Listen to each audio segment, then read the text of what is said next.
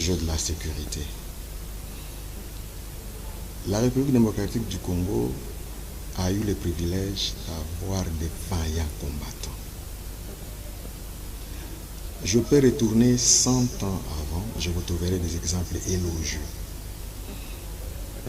En 1917, les forces publiques ont conquis le Rwanda.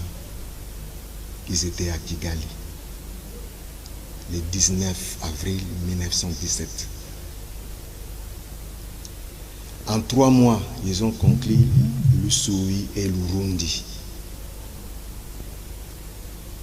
9 mois après, ils ont conquis tout le plateau de Mayenge avec Tabora. Très bien. 2 ans après, ils ont conquis Lac Moero et Luapula en Zambie. Quand tu es sur avenue des Huileries ici à Kinshasa, tu es dans la commune de Kasavubu ou à Ngiringiri, tu entends parler de Gambela, Sayo, Isoke, Luapula, Kigoma, Kitega, Tabora, Mbanzangungutom, tout comme à Kitambo.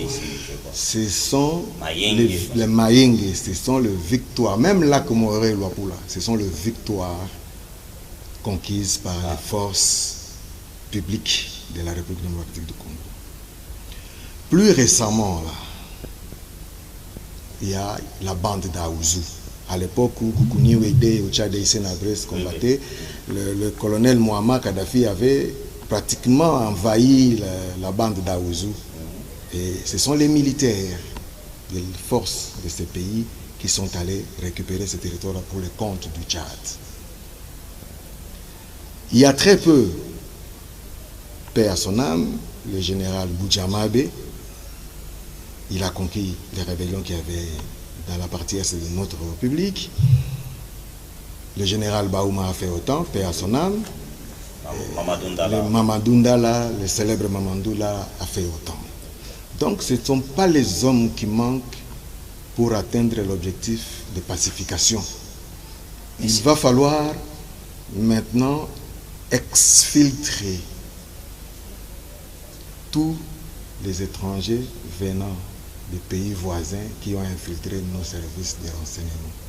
Les retirer carrément dans la structure sécuritaire. Puisque parmi eux, il y a ceux qui vendent la mèche. Parmi eux, il y a ceux qui nous trahissent. On ne peut pas continuer de fonctionner avec une armée qui est issue des mixages, malaxages, brassages, tout machin. Ça nous met dans une condition telle que personne ne contrôle plus rien. Alors que il y a des vaillants soldats, des vaillants militaires qui sont capables de faire quelque chose.